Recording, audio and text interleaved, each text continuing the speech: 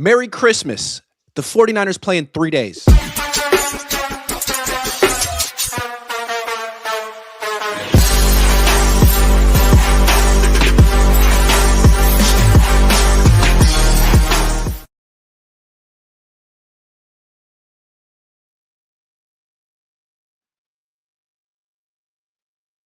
Internet working? I don't know. I'm Grant Cohn. That's Tom Walsh. Welcome to Walsh's Playbook. My internet's been messed up all morning. There was a torrential downpour in Oakland, California last night, but it's working right now. I think Tom's looking at me like he can hear me. Tom, how you doing? I'm doing fine. Merry Christmas, Grant.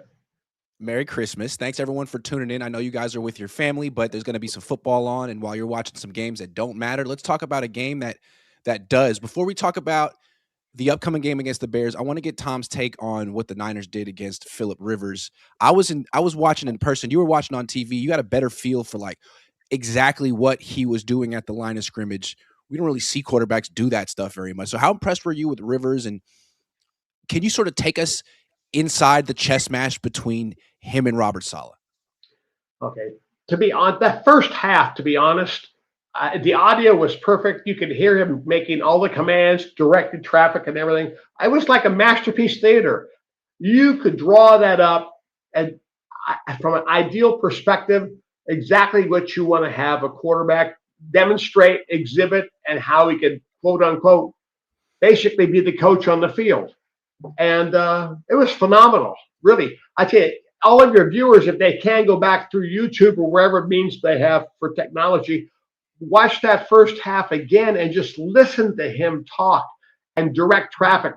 You know, he would pick out guys who were threats to come on the pressures or the blitzes. He would redirect, make a mic call. He didn't check and change the play. He was running the game on the field. And you know, that used to be the NFL. And nowadays, it's like the coordinator, the play caller, you know, has got his thumb in the pie every stinking snap. And the quarterback really now is kind of like a joystick quarterback. You know, they feel like they're out there just running plays. And I thought the great thing about it is it shows you the ownership that a quarterback can take. And I always felt like if you had a vested interest in the plays that you were running, the odds of you having a better opportunity to be successful increased because you actually felt like you had sweat equity in that play rather than just, oh, you know, he wants me to run this play. Okay, let's go. You know, and now when you're making the play yourself and your decision making, changing slides, checking to a second play, pointing the blitz out to your players, you know, hey, and they respond to that as well. They know that you're right there at the moment on the spot making the calls. I thought it was great. It was really refreshing to see a quarterback be able to do that and take charge. I don't know how many quarterbacks are able to do that anymore or would want to do it anymore. I get the feeling that Brock Purdy could do it and would like to do it, but there's just it's not an option on this team. Yeah, that's not in Kyle's game plan. No, Let's be honest. Kyle's the one calling the plays.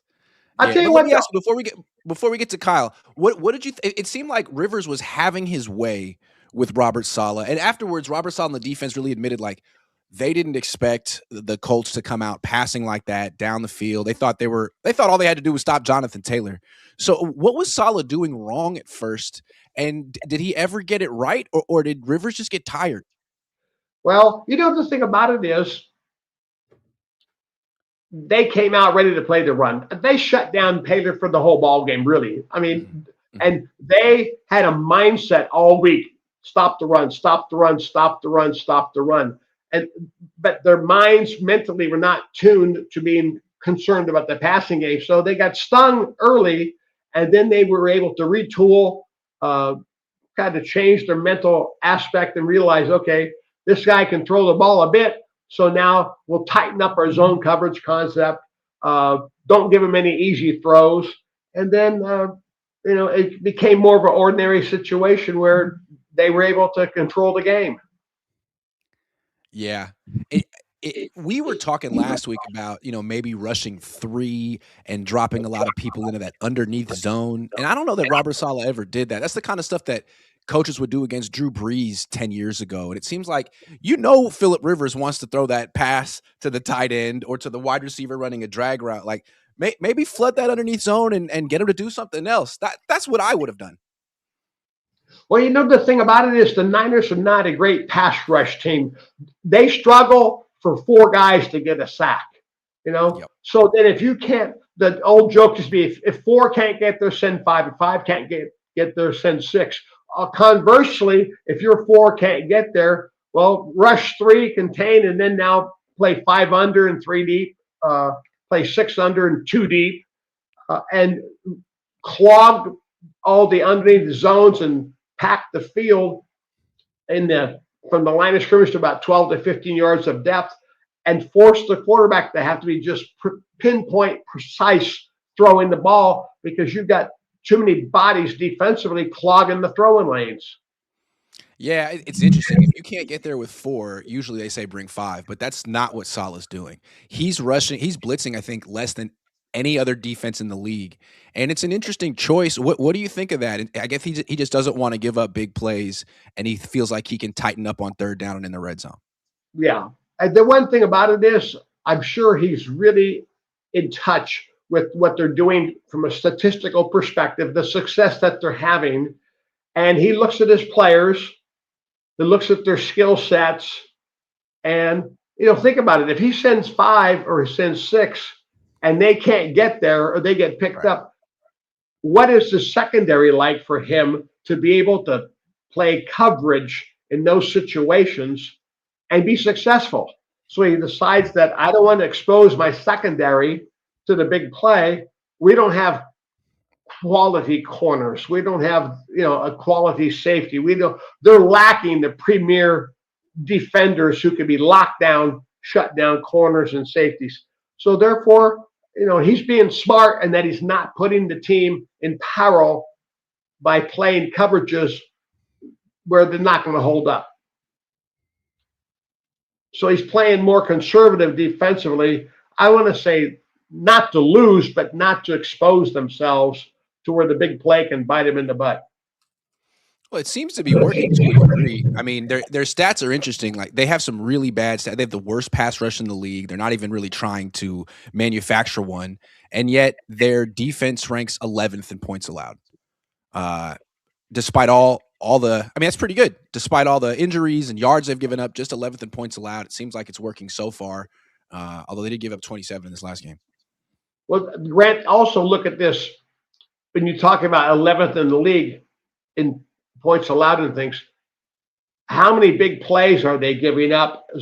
And when you see a reduction in those numbers, that means the offense is having to drive the length of the field more methodically, and you've got penalties, you've got drop passes, you got errant throws and things like that, blocking failures at points of attack. So the longer the offense has to stay on the field and, inch their way down the field, and you don't give up the big play, chances are the offenses are going to screw it up. Yeah, and that's what Robert Saleh is pretty much banking on at this point. On that. Don't blitz. Because if I blitz, I just, fast forward the possession anyway. Either I end it with a sack fumble or they end it with a 50-yard play. Well, don't do that. Correct. That makes sense. So he's done a good job of minimizing the exposure to his players. All right, let's talk about it from the other perspective. Rivers doing that master class of quarterbacking at the line of scrimmage. I asked Brock Purdy yesterday. He's so earnest. He wants to answer sincerely. And I set him up. I was like, hey, Brock, do you ever get a call from Kyle? Do you ever call a play and you're in the huddle and you think, man, that play sucks. I'm calling my own. And he kind of like lurched and he's like, no, man, like Kyle calls great plays. And he was just like, no, Grant, like, get serious. And I was okay. But we know that Joe Montana used to do stuff like that. Quarterbacks used to do stuff like that all the time. And I think coaches would be happy. Like, hey, man, call what you feel confident in. Do you feel like you would like to see that be the next evolution for these young quarterbacks, to be able to tell the coach, hey, man, I got it this play? That's fine. The thing about it is, for a quarterback to call his own plays, they have to study the game statistically, down in distance, field position, all of those tendencies, nuances that now with the coordinator calling the plays, the quarterback is just more concerned about executing the play rather than making the mental decisions and processing all the things mentally. Like, okay, it's now 2nd and 3. We got the ball on the 35-yard line. My scouting report all week said they'd like to play this. So here's my list of runs or passes I'm going to go to. So it would require a quarterback to be more immersed into the totality of the game from a statistical perspective, where nowadays, they basically just want to execute the play that you're giving them, or you give them 2 plays in the hub, you give them 3 plays or whatever. They've got a kill play or whatever, and so they're going to run those. And I don't know if these younger quarterbacks, well, they're all being given all their plays in college. You look at the quarterbacks in college now; they're looking at the sideline, and they got a coordinator flashing signals to change the play at the line of scrimmage. So they don't have to think about any of that anymore. And then now to get to that point in the NFL, you got to be a student of the game. It's so interesting how these coaches have decided that they need to think for the quarterback, and what the best thing for the team is for the quarterback to just execute, to put it your way. I can see why coaches would want to do that, because they're control freaks by nature, and if they're going to get fired, like maybe go down on my terms instead of your terms. But is that really the best thing for football? Is it the best thing for the NFL? Is the best thing for quarterback play? Because it seems like it's down. Yeah. The game is not the same as it used to. I remember as a youth growing up in the Bay Area, John Brody, who was the quarterback of the Niners back then, Red Hickey was the head coach, and Brody would meet with the offensive line and the skill position players on the Thursday night at a camaraderie night kind of thing at a restaurant and a bar, and have a few soda pops and all that. And they'd do the game plan on Thursday night. And yeah, here's what we're going to run. And they'd make and the whole group just sat there and they talked through the game plan and made a list. And, then they went out and executed it. That's one thing that's made a critical difference nowadays, Grant, is that the specialization of substitution and different personnel groupings, it's like a revolving door at a BART station. You got players coming and going every snap, 4 guys, 3 guys off the bench. And, now for a player to track all of that, now if you're going to play with the same 11 guys on the field, and then only on 3rd down, you go to 11 personnel or you go to quads personnel, it'd be better for the quarterback to be able to do it. But when you go from 21 personnel to 12 to 22 to 11, and then go to 13 personnel, all on 1st, 2nd downs before you even get to 3rd down, that's a lot of Not to mention the 8 different motions and shifts. Oh, my God. It's a mental hernia. And again, that stuff helps the play caller, but I don't know that it necessarily helps the sport. That's the interesting thing. And I think Rivers coming back, the whole league is like, oh, that's great. We missed that. It's like, well, you got to coach that, and you got to encourage it and enable it, empower it, right? But to your point, they don't even empower it in college. No. And see, that's the problem. I tell you, go back to the days, Jim Kelly, Warren Moon, guys like that, Marino. I tell you, Aaron Rodgers could do it today. But the one thing about Aaron, he doesn't like motion. He wants to line up in a static formation. He wants to see the defense. And, I did the same thing. Jim Plunkett would talk to me on 3rd downs when we had nickel and dime personnel. He goes, no, wait a minute. And he says, I know where they all are. And then you motion a player across the formation. All of a sudden, everybody moves. He says, don't cross the football. I know where they are. I want to see them. I want to keep them where I know they are. And other quarterbacks in today's game are used to all these shifts and all these motions. It doesn't bother them. And, there's a lot of moving parts. And the complexity of the game has really brought, in a way, it's diluted the quality of the football because it becomes more of a chess match rather than execution and playing the game. Well, what's interesting is I don't know. Maybe people watching don't agree with us, and maybe they feel like we're being, the older generation. But the reason this was a topic is because I don't know if you noticed, but late in the game, the Niners had to burn a timeout. They were up; it didn't really cost them, but it's because the headset went out and Brock couldn't really hear what Kyle was saying. So we asked him about it yesterday. He was like, "Yeah, I was kind of upset because we had to burn a timeout late in the game." And then Matt Mayoka was like, "Well, couldn't you have called your own play?" And Brock was like, "Oh, well, yeah, I could have, but we wanted to get it right." And it's like, well, no, like if that were a close game in the Super Bowl and you were down 3, I mean, maybe you got to call your own play in that situation as opposed to burning a timeout and asking Kyle Shanahan to figure it out. I'm just saying, I think there's utility for that in situational football late in games, and it would be nice if Brock felt like he could do that. It could come up later in the season. Well, that's an excellent point. And the thing about it also is maybe Brock is a little bit concerned about the feedback he would get from Kyle, not necessarily positive if the play didn't work. Right. So he's afraid. If it was your man, you'd be like, "Way to go! I'm proud of you." But if it was Kyle, he'd be like, "So you think you can do it better than me, huh?" I don't know how Kyle would take it, but I see what you mean. It's the same thing. I used to Jim Plunkett. We just kind of kid. I said, "Hey, just don't call what you don't know." Okay. If you're going to call a play, hey, fine. Know what you're calling, believe in it, make it work. It's that simple.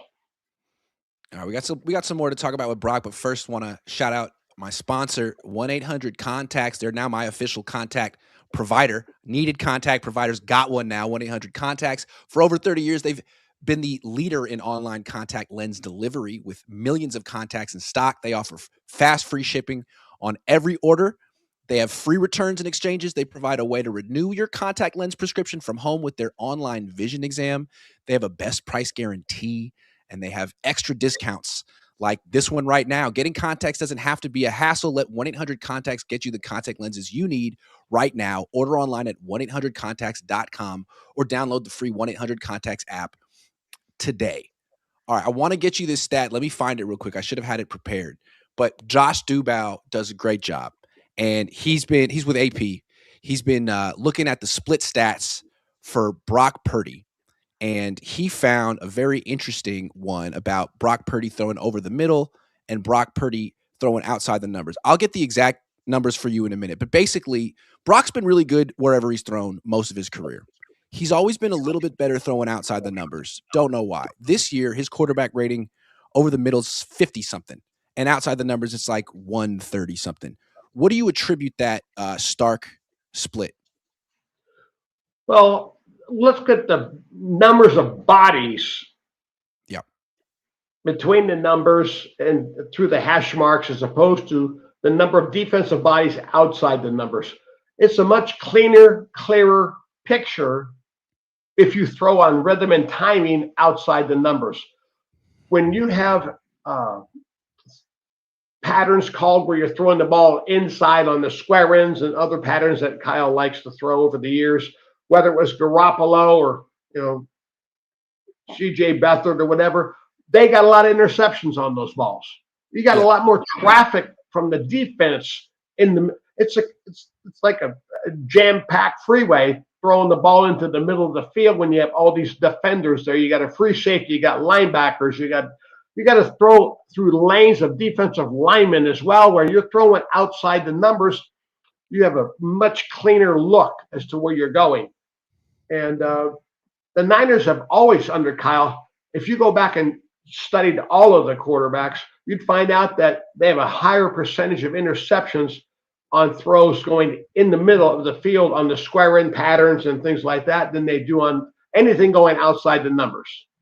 That's so interesting. Go ahead.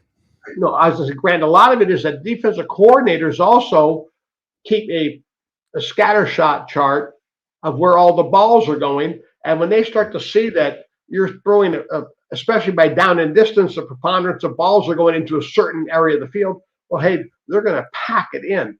We played Tampa Bay years ago, and in 92, 93, and they came into the game knowing that we pushed the ball down the field. They were banking on the fact that we were still going to push the ball down the field. After the game, the defensive coordinator came up to me and he goes, you guys really exhibited patience today. Instead of trying to push the ball into your favorite areas of the field, you guys backed off. And when we dropped deeper into the zones, we were pushing our linebackers to 15, 16 yards of depth. So we had less windows between the deep third and the backers. You threw all these underneath routes and you were getting run after the catch. Well, see, the same thing, though, with Kyle. He needs to look at his scatter shot chart and say, okay, where am I throwing all the balls? Where are the defenses playing? How deep are they dropping now to be able to flood the areas to where I like to call patterns, and then make an adjustment? Coaches have to adjust. I like how you've identified this as more of a Kyle issue than a Brock Purdy issue, because Brock's had success throwing over the middle. And I feel like a lot of Kyle's quarterbacks have had success throwing over the middle, but as they play more and more, their interceptions go up and up, and most of the interceptions are over the middle. And it seems like maybe instead of this being quarterback error, as we've talked about, these quarterbacks are just kind of trying to execute what Kyle's telling them to do anyway. It seems like this might be more of a tendency thing. And Well, he had that awful game against the Panthers where they had those 3 picks and 3 drives. Since then, they've only had 1 pick in 3 games. And I think Kyle's done a better job of like self-scouting and understanding that he needs to call plays to the outside. That's where most of those touchdown passes were in Indy. Well, yeah, the bottom line is, sometimes you go to the well too often, and eventually people get a beat on you, and you can't always be an always and a never guy because you're in the crosshairs too much. And that is if Kyle is doing more of a analytics and a self scout of himself as a play caller and what he's doing at certain downs and distances, you have to make an effort. The great thing that we had at the Raiders, Johnny Otten would come up and say, okay, now on this situation, this parts of the field, you guys are starting to do this too much. Mm-hmm. And so he would come up and say, okay, hey, stay away from that play, stay away from this design, because the prevalence of it is getting so tendency, the opponents are going to get a feel for it. And so you have to make the adjustment. So you go and tell the quarterbacks, okay, hey, we can't call this play in this situation from this area of the field anymore. So it's off the table for this game. I think it's interesting. One interception Purdy threw was at the end of this game late, and it was on a square in to Kendrick Bourne.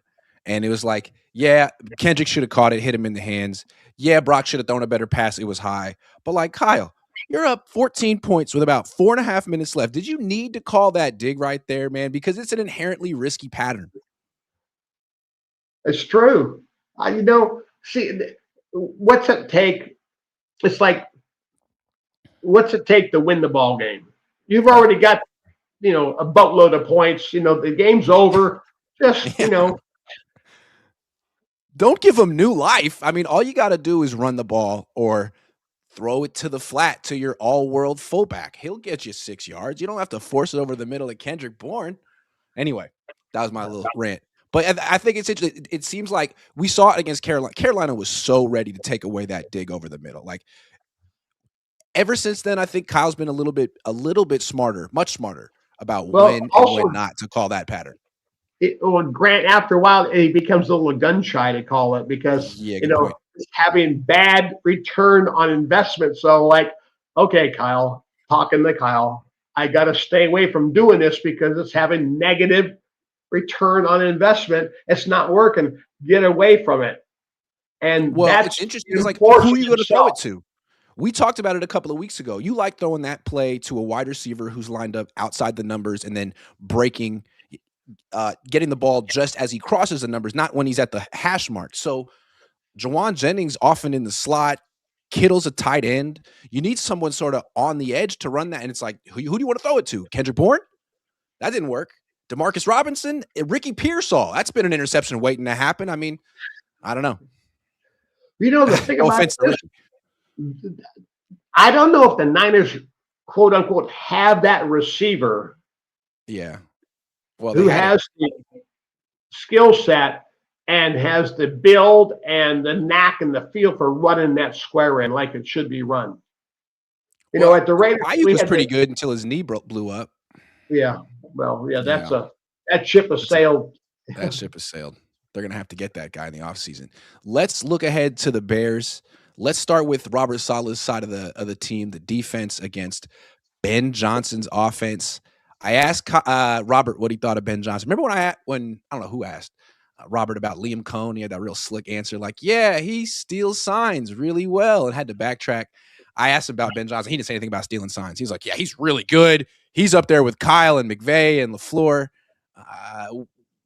What kind of a challenge does Robert Saleh have? I mean, we know the Bears can really run the ball. They have a very talented quarterback who can make good plays, but he doesn't complete a high percentage of his passes. What's the challenge this week? I really like the offensive weapons the Bears have. Running back, wide receiver, tight end. The one hesitancy I have is I am not totally sold yet on the quarterback. Sure. He takes a lot of sacks. His ball security is not really good. He's got a lot of fumbles. He's only throwing for 57% or thereabouts as a pass, which is not good. In today's NFL game, you should be 63, 65% minimum. Minimum. To be only a 57% passer. And he's kind of a wild hair. Yeah. He plays loose. The ball is out there, like he's holding a loaf of bread, and he loses balls that way. And his throwing posture and his release points are so erratic at times. He'll try to make a lot of throws that are a la the old Mahomes style, where he can just whip it and play loose. There's a lot of street yard ball in Caleb Williams. Okay. Ben Johnson is working his butt off to try to groom him, squeeze down all that wild activity and try to condense it into a more consistent package. But it's not going to just happen in one season. So we're seeing an improvement, but it's still not where it's going to be, where you're going to be Ben Johnson's and say, I can live with this guy now. He's given him a few gray hairs. He makes some great plays, but then on the other hand, oh my God, he makes some of the most. He misses some of the wide open throws from clean pockets. It's like, man, how did you miss that? You know what Saleh said yesterday? He was like, he's actually more accurate when he's running. It's like, oh, is that a compliment? I don't know. Well, the thing about it is now, think about this now. Sometimes if you as a quarterback have too much time to think about it, you're in a clean pocket, so as you said, rocking chair situation, and you mentally kind of thinking about your mechanics, right? As opposed to just doing what you've always done. When you're out on the run, you have to improvise, and you're basically going on your natural instincts and ability, and just bam, the ball comes out. You don't, mentally think yourself into an issue where you're going to misfire when it's a plain lead pipe lock shot, and that's Caleb Williams. But yeah. Let me ask you this. What? Let me ask you this. Here's how Saleh usually thinks about stopping I think he thinks like, what's the number one thing I got to stop this week? And last week he got caught off guard because he thought it was Jonathan Taylor, but the Colts made it Rivers, and it took him a while to realize that that's what the game was going to be. Is it Caleb? Is it forcing Caleb to stay in the pocket and play quarterback? Is it shutting down this run game, which is averaging about 5 yards a carry? What's the number one thing Saleh has to handle? Well, I would like to keep contained on Caleb Williams. I want him to have to play in the box, and make legitimate throws, not run around on the outside like it's recess. And then here's the other problem, Grant. When he's out scrambling like that, now my secondary and my linebackers have to plaster on their coverage as the play is extended with Caleb Williams out there running around. And so now it requires greater discipline of my secondary and my linebacker players to stay with the receivers. And that's where the big play comes. The guy doesn't stay plastered. He loses the guy when he changes direction, and all of a sudden, bam, a guy's wide open, and you're getting into play that way. Force him to stay in the pocket. Force him to make a throw, an accurate throw, and make him play quarterback as opposed to be athlete out there throwing the ball. Because it seems to me that if there's no pass rush and he can sort of hold the ball and mess around and roll left and roll right, the Niners defense, you can only cover for so long. They're going to get tired. He has a big arm. I mean, Rivers couldn't really make the Niners pay down the field, but Stafford could. And Williams kind of has a really, really good arm. I wonder if this bend but don't break, keep everything in front of you thing will work if he's holding the ball forever. Well, the thing about it is he's a 57% passer. Okay. That's, a couple. Think about that. It's not that great a percentage. So eventually, even if he does have some clean shots, he's going to miss anyway because he's a so-so kind of thrower. So it's not like so if he has to make 8 throws in a drive, better than if he has to make 2. Because if he has to make 8, he's missing at least 3. Maybe 4 or 5. Yeah, it's true. Okay. I would force him to have to play a more strict, typical orthodox quarterback and take away that extra element that he has where he likes to make plays on the move outside the pocket, extending plays with the boots, the nakeds, and scrambles, and take that element away from him and say, okay, we're going to force you to play quarterback. Yeah, I can see thinking like I want to take away the run game. I want to take away the boots and the play actions. I want to put you in 2nd and 8. I want to put you behind in the game and make you drop back. You have to drop back and play quarterback. None of this roll left, roll right, hand off. Like, that's easy training wheels quarterback stuff. Actually play drop back passer against, no pass rush. You should be able to do it, but he can't execute. He can't throw accurately enough to actually do that all game and win. Well, I guess we'll see. Yeah. And I think the bottom line is, from a statistical perspective, his data shows that he's going to give it up a little bit. He's got 6 picks, 23 touchdown passes. I go back and look at the Green Bay game a couple weeks ago. He had a game-winning touchdown pass sitting there if he would have put the proper trajectory on the ball. And he's outside the pocket. And I'm thinking, oh, my goodness, I'm looking at from behind him. I see the defender between the receiver and Caleb Williams.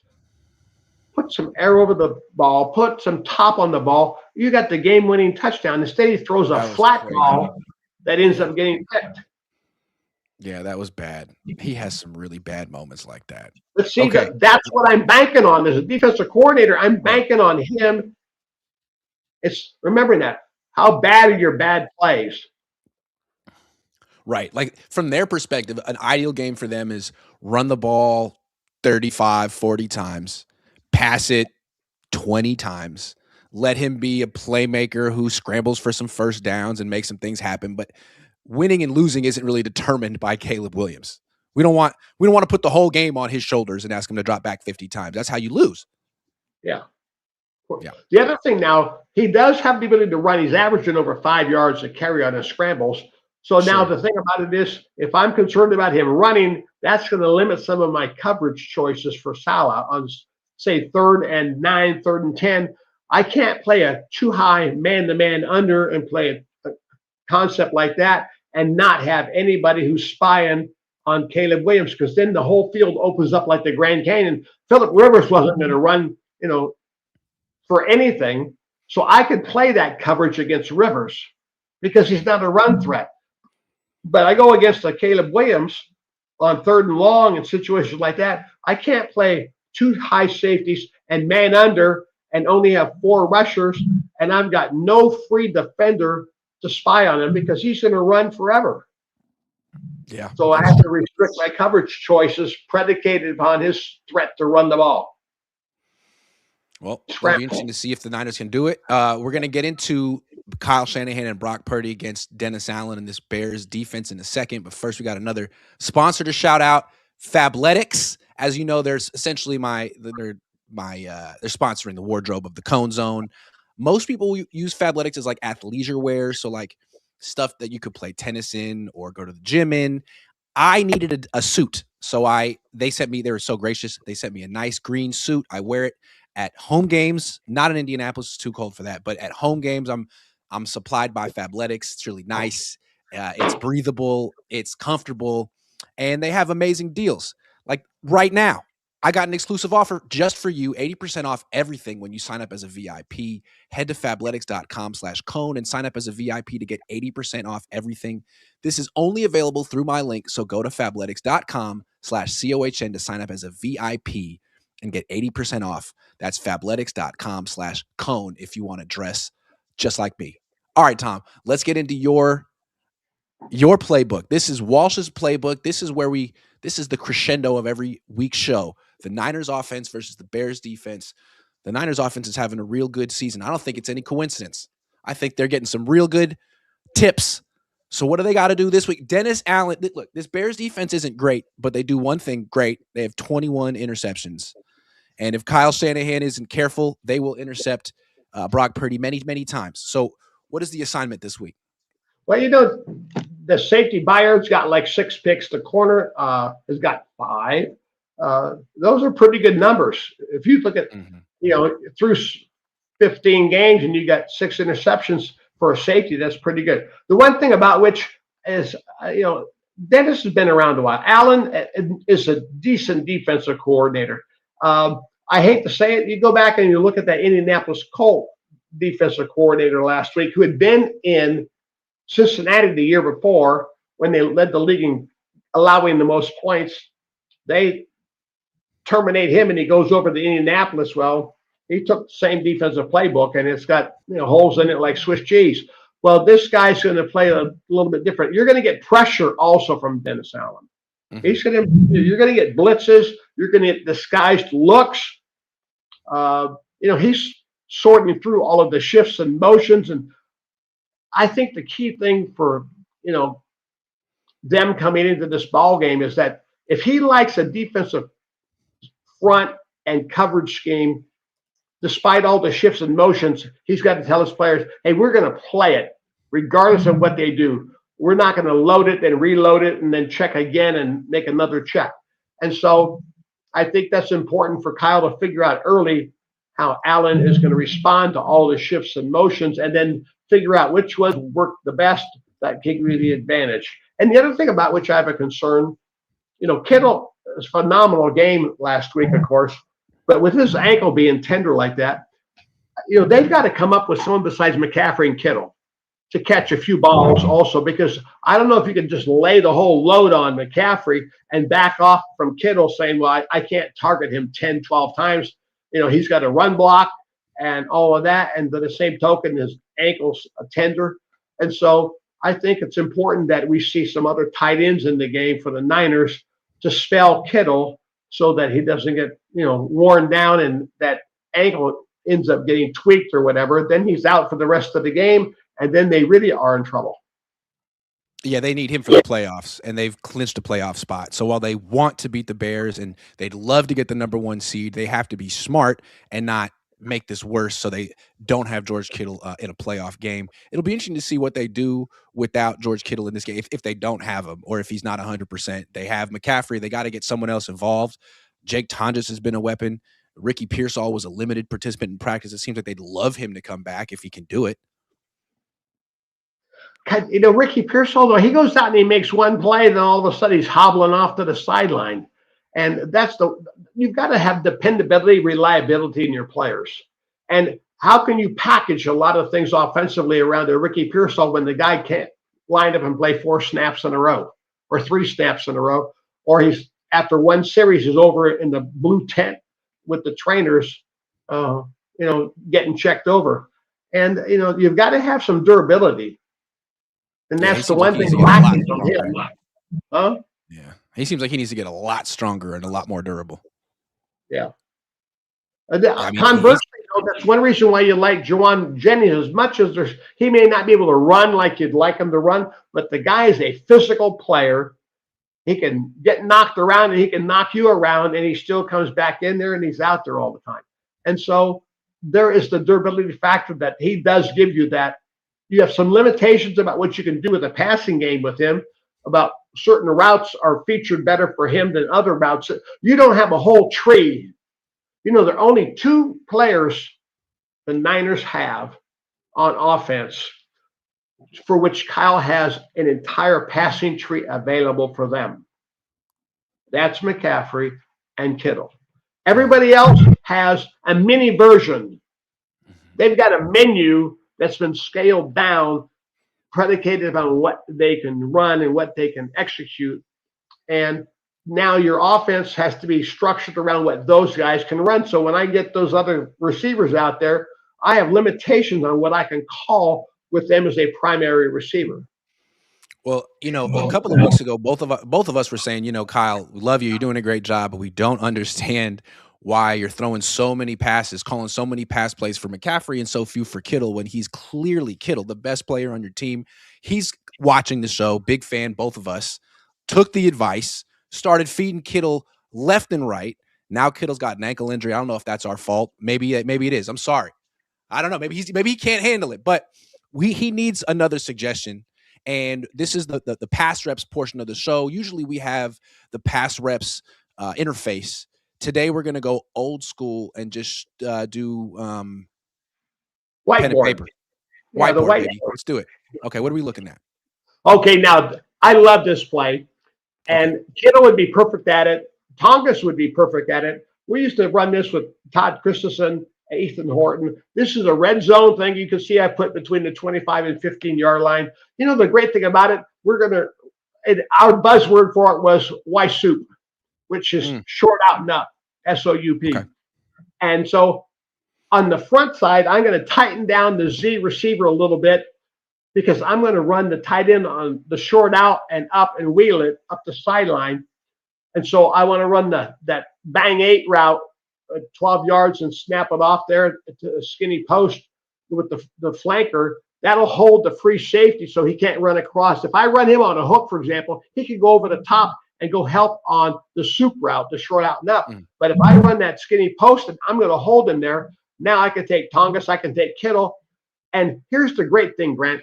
If it's man-to-man, he's got to beat the safety, okay? There's no question about that. However, the key thing when teams are playing zone is the flat defender now by rule has to carry the second receiver through the zone all the way to the end zone. So that means if I'm playing cover 3 sky with a strong safety invert, once Kittle or Tongas makes that short out and up and turns it up, that safety has to carry him all the way to the end zone. If it's 4 quarters, now the buzz backer, who's the flat defender, has to carry Kittle all the way through. If it's cover 2, the corner has to carry him all the way through. I have a question. Remember in Cleveland and then the following game against Tennessee, there was the touchdown throw to Harold Fannin, and then against Tennessee, there was the touchdown throw to Gunnar Helm. Isn't that the same? Wasn't that an out and up against zone? Yes, that's the thing. Defensively, you have to carry the second man through the zone all the way to the end zone. And see, that's the one thing that has hurt the Niners a little bit with those linebackers now when they don't have Fred out there. They are not exactly, up to snuff on the rules of the responsibility of, you see a guy run a flat route and you start to level off. Well, he turns up the field. Wait a minute. If you're the flat defender and then number 2 comes through your zone, I got to carry him. So now you're taking inexperience at linebacker and it's costing you points. Yeah, as opposed to like Diamador Lenore passing off that post route to the free safety and then picking up the tight end as he wheels up. Feel like that's kind of impossible to do. It is. And the thing about it is, it requires discipline of the player who is the flat defender to be able to carry the offensive player all the way to the end zone, because that zone responsibility extends the length of the field if it's the second player through the zone. So this should be great. And I tell you, put him in 21 personnel. You're down in the red zone. You got McCaffrey in the game. You got your buddy Juszczyk playing fullback over there blocking. Good buddy. And then you run the wide flare by McCaffrey. And I have a nice little triangle read right over there on the right side of the formation. And unless they kick 3 over 2 over there, I'm not going to worry about the X running the hook at 12 yards on the backside unless the coverage is so heavy defensively where they're rotating and rolling the free safety, the strong safety, and a backer over there. Then I could pick it up and throw it man to man on the backside or single against the corner, throw the 12-yard hook route. I love this. I mean, it seems like this is a touchdown. If you execute it correctly, you get the right look. If you're on the 35-yard line, just outside the red zone, I mean, it's been a touchdown against the Niners twice. If you run this with Jake Tonjes, no one's going to be thinking about him. You could use Christian McCaffrey on that motion there as a decoy. This feels like, Kyle, we're giving you 6 points. We're giving you 6 points. Just, you're welcome. You can take 100% of the credit for it. This is football, but I like that play, Tom. Thank you very much. That was a lead pipe lock against the San Diego Chargers in the old days, I tell you. Oh, yeah? Okay. All right, let's do a prediction, Tom. Who's going to win Sunday night, Niners-Bears? How do you see this going down? Give me a score. Give me a prediction. Okay, are you still going to have monsoon weather, or is the field going to dry out and be playable? It's sunny now. I don't know. It was monsoon at 4 a.m. Now it looks like April. Here, let me find out. You got these some kind of Arctic rivers of rain just pouring through, and seems like it. If you got a dry field and you're not going to be playing with 40-mile-an-hour gusting winds and rain blowing sideways. Doesn't say anything about rain on Sunday. Seems like it should be fine. Okay, great. Well, I'll tell you what. I'll say this. I'll say 31-17. Wow. Niners. Yeah. 17. I'm picking the Bears. I'm picking the Bears. I'm picking the Bears 31-30. Why are you picking the Bears? You think Robert Saleh's holding them to 17? 17. Well, I think Caleb might, cough a few balls. Caleb will hold them to 17. If I force him to play quarterback, if I can make Caleb Williams play disciplined football and have to play quarterback, not freelance and not get outside the tackle boxes left and right running around, he's going to give you the ball. Interesting. So to me, really, this is a game about Brock Purdy plays a lot like Caleb Williams. He's better than Caleb Williams, but he likes to hold the ball. He likes to extend the play. He likes to throw off platform. So which guy can do that more responsibly? Which guy can complete a higher percentage of passes, and which guy can not turn the ball over? I feel good. I mean, you feel good banking on Brock. We'll see. He's going against Dennis Allen. Be a tough one. I know. I tell you what. I think you've seen, how should I say, Purdy elevate the quality of his mental part of the game the last few weeks. Yes, he has. And so he's growing mentally, and I don't see that yet in Caleb Williams. He's got that wild hair thing in him that's kind of, and so I will take the more stable mental quarterback rather than the guy who's got, a looser way of playing quarterback. This time of year, when you're talking playoffs, I don't need people to get out there and freelance and play outside their skill set. And, we're not playing hero ball, okay? And, we said that last week, like, Brock, you got to stop playing hero ball, which is what he does at his worst moments. And it seemed like hasn't been playing hero ball. He's been taking what Kyle draws up for him, and he's been playing really well. Yeah, minimize the mistakes and maximize the opportunities when they're there. And that's the maturity. He may not always agree with the play that's being called, but he's going to find a way to make it work. And he's not going to, think so bizarrely that he's going to take a high risk. He has to understand something. If the opportunity's not there, I could throw the ball out of bounds. I could throw it in the ground or whatever. I can live to the next snap, rather than trying to make something out of a play that's not really there, where I'm going to have a turnover. I find a way to kill the down and go back to the huddle and call another play. Well, you heard it, guys. Tom's picking the Niners to win by 14.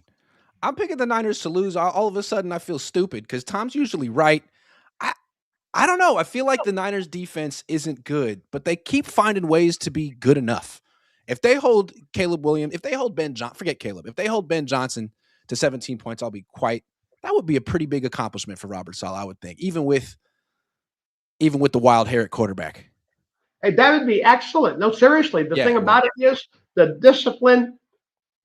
Here's the other thing: when they're rushing the passer, they may not get there for the sack, but contain the guy.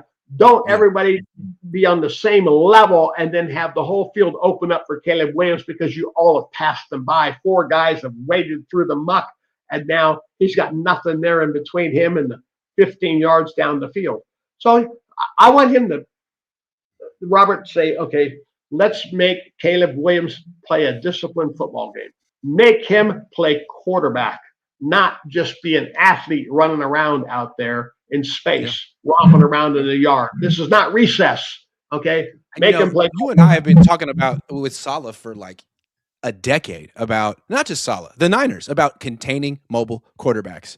And I think in the past, Nick Bosa didn't necessarily help. He had his own rush plan and he would go past the quarterback sometimes. There's no reason for the Niners to do that. None of you guys are going to sack him. You guys aren't getting sacks. So forget it. Just keep him in the pocket. Contain. Make him play quarterback. Jesse Thompson says, asking Purdy if he ever thought Kyle's play sucks had me dying, Grant. Brock said, no, Grant. He watches your takes. Good job, Grant. I think that was the first time he ever said my name in a press conference. Thank you, Brock. I appreciate it. Bill Kennedy says, will quality control get a ring if the Niners win the Super Bowl? Well deserved. Who's more likely to get rings, me and you or Brandon Ayuk? Oh, I tell you what, we might have better odds of getting the ring than Ayuk. Let me tell you that. They're going to find a way to not give him that ring if they get there. I have a feeling. Hold on. It's PrizePicks time. Let's do some Christmas PrizePicks for the games today. We already got a game going on. So why don't we do the afternoon game, Detroit and Minnesota, the great Max Brosmer. What do you think Max Brosmer is going to do? He's been pretty bad so far. 182 and a half. He had that game against Seattle where he threw 4 interceptions. He sure did. He's a product of Chip Kelly's New Hampshire football team. That's where he came from? Oh. He played 4 or 5 years in New Hampshire. Then he transferred to Minnesota. Was that where he played, Brosner? Okay, that sounds right. Yeah, that sounds right. Yeah, but he's got real pedigree for 4 years.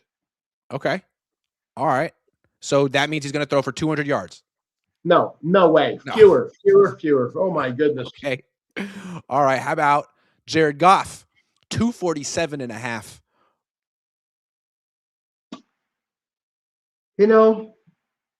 I say more. Here's my question real quick about the Lions. His numbers are good. They're not a good team right now. Is it because they lost Ben Johnson? Is it because they lost Aaron Glenn? Like, what happened to Detroit? Well, they also lost their center who retired and then tried to come back. And they lost all their coordinators. Mm-hmm. And, now the play calling has changed. In the middle of the season, they switched from the OC calling plays to now the head coach is calling plays.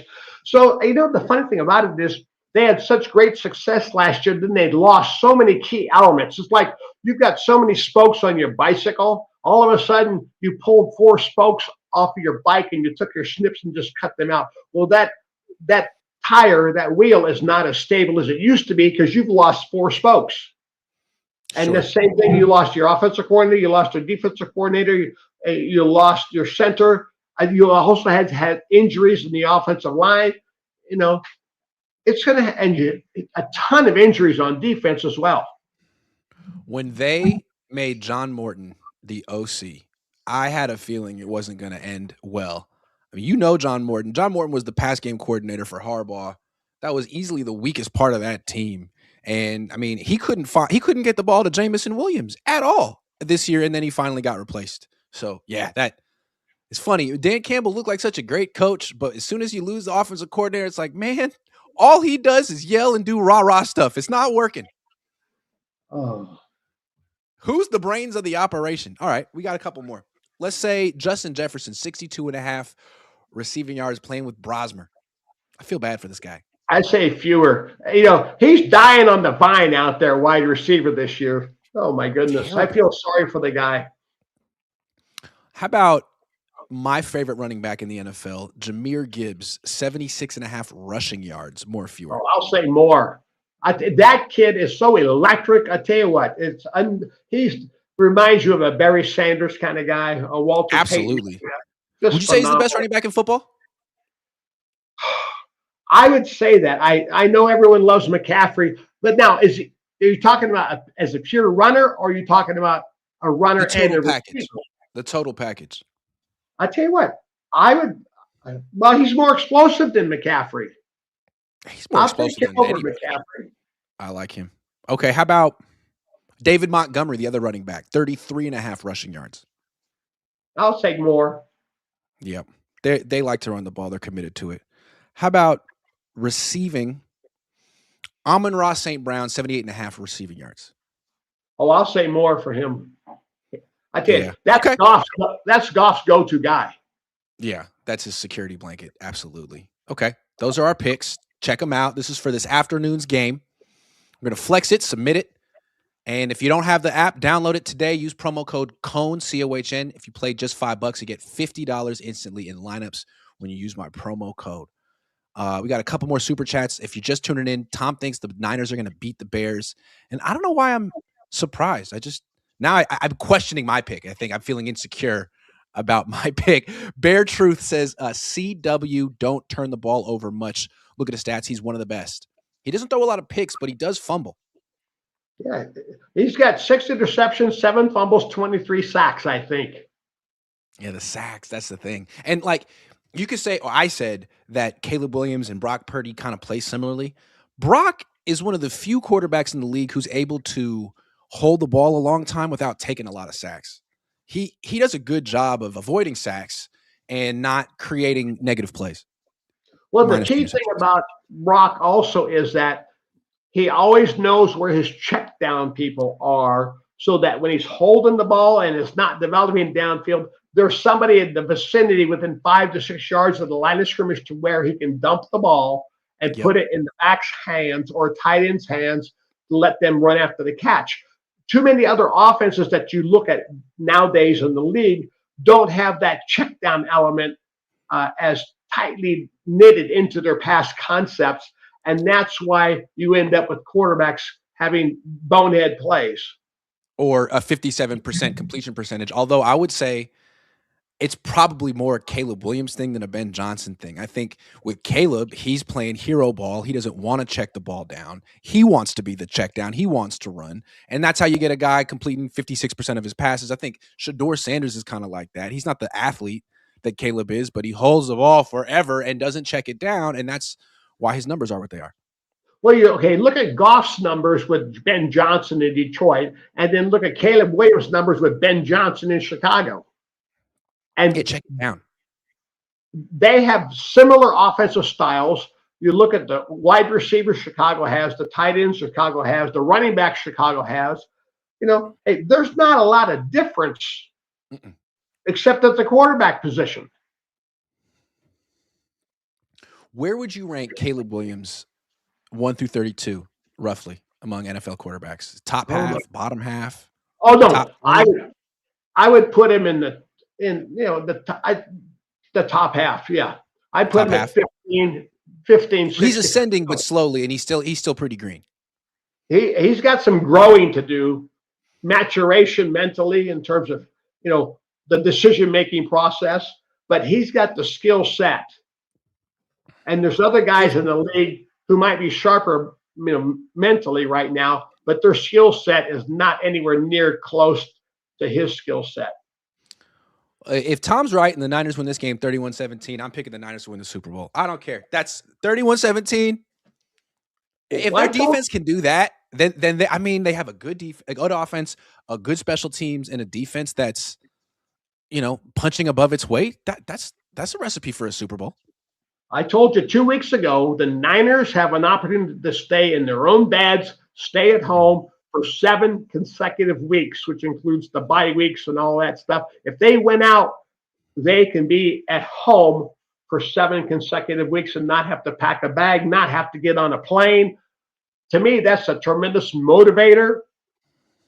That's like you're dangling a big carrot at the end of that stick right now with that opportunity. That alone will provide a tremendous incentive and say, hey, guys, We got a shot to be here. We don't have to go anywhere. We don't have to get on the bus anymore between now and February 14th. Yep. Well, look, the Niners have won what 5 in a row. They've had an incredible season, but to me, they really haven't had a statement win since they beat the Rams in Week 5 on Thursday Night Football with a bunch of backups. That was incredibly impressive. If they beat the Bears, the 11-4 Bears on Sunday Night Football like that, then that's the biggest win of the season for the 49ers. And that would be a big statement that they can dismiss playoff teams. Well, this is the time of year where teams need to be able to step up and assert themselves and have that swagger and play and know how to finish the game. That's what gets you through to the Super Bowl. That's what wins the Super Bowl for you. You have to be able to, I remember during our season and the last Super Bowl back in '83, we lost to Washington playing back there during the regular season, 37-35. It was a shootout, track meet. Come Super Bowl Sunday, different story. That's right. And so you got to change as you go through the season, and you got to, as you scale and climb that ladder for success, your physical and mental acuity improves, and your desire and drive and determination accelerates as you get into this run to be able to win the Lombardi Trophy. It's right in front of their grasp. We got 3 days until the Niners play the Bears. It's going to be very interesting. We got nothing but playoff opponents from here on out. Merry Christmas, everyone. Thanks for spending an hour with Tom and I. Really appreciate it, Tom. Great stuff as always. I appreciate you. Thank you. Well, enjoy your Thanksgiving with your family and everything, and then tune into your ball games and see, I don't know, Netflix and Amazon Prime and all that. I tell you what, I just yeah, it's football day and it's Thanksgiving, it's Christmas. I don't care what it is. It's Hanukkah, Kwanzaa. We're celebrating all the holidays today. Thank you very much, and have a great